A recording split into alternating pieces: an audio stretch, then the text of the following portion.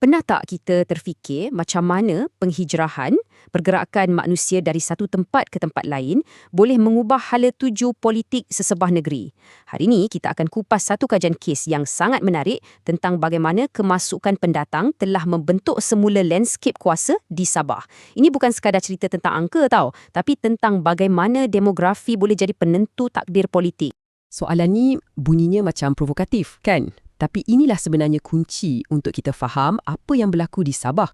Soalan inilah yang akan membawa kita menyelusuri bagaimana satu gelombang migrasi yang berlaku berdekad-dekad lalu telah meninggalkan kesan yang boleh dikatakan kekal pada politik negeri itu. Okey, jom kita patah balik ke masa lampau. Kita pergi ke tahun 1960-an, masa Sabah baru je sertai Malaysia. Waktu tu, politik Sabah ni sangat jelas. Ia terbahagi ikut garis kaum dan juga agama. Latar belakang ni sangat penting untuk kita faham rentetan peristiwa yang berlaku selepas tu.